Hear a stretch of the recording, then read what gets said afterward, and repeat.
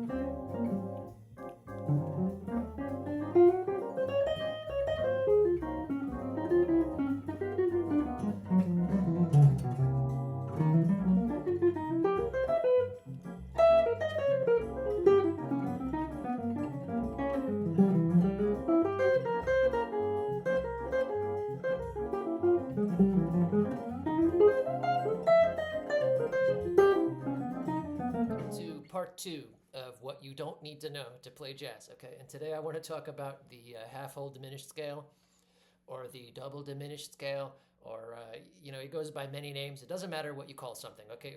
We all know what it is. It's this sound.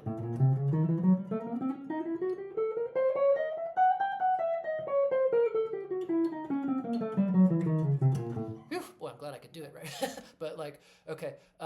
And the reason that I want to talk about how this isn't as important as people think is because there's a couple of reasons. Okay, number one, this scale is really not that authentic to the repertoire. Okay, if you're playing over a dominant 7 flat 9 that pulls to a minor tonic minor chord, okay, the more authentic sound is to use the parent harmonic minor. Okay, so like if you're talking Caravan, then you really need to use this.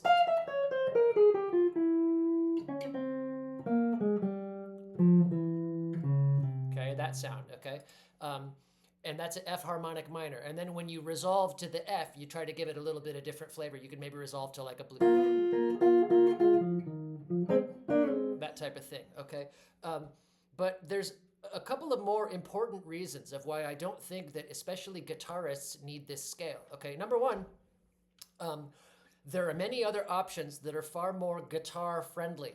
Okay, this kind of half-whole diminished shape and all of the patterns that you hear, like you hear a lot of patterns, especially if you listen to a lot of Coltrane, a lot of like post-1960s guys. Okay, there's a bunch of patterns. We all kind of know what they are. Like, I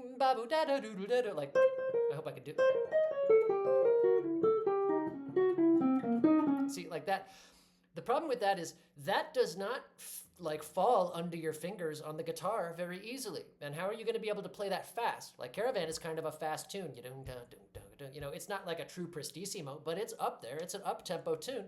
And I personally do not like having anything in my trick bag that I can't use in every scenario. If you can't play it fast, then you can't play it, okay? And so there was a time when I had some cool half-whole diminished trick bag, okay? Like I had some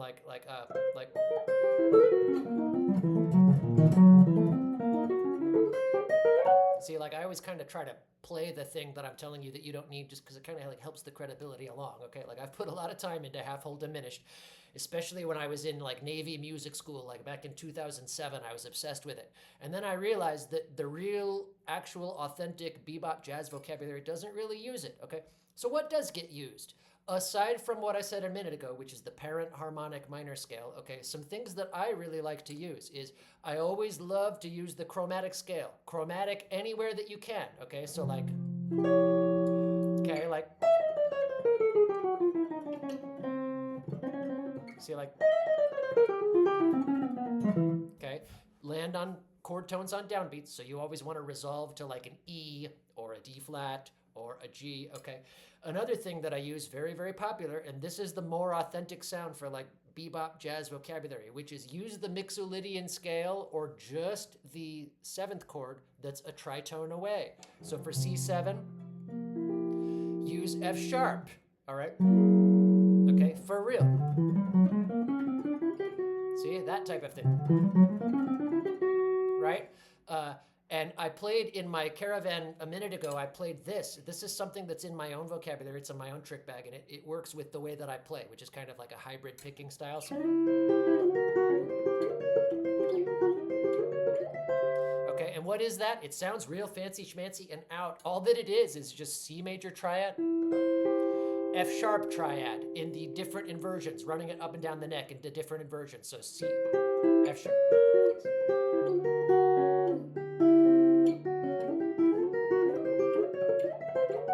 Okay, and that took me a while to get under my fingers, but I found that that is a very cool pattern that I can actually execute on the fly. Okay, so a lot of guys will call this triad pairing. I just call it what it is, which is use the triad, the major triad, or the dominant seventh chord that is a tritone away. And you can try to incorporate it into your lines and it'll sound incredibly hip. When you have those, the tritone away seventh chord tones landing on the downbeats like they're supposed to, you sound killing. And that's what the real authentic sound is, okay? So like...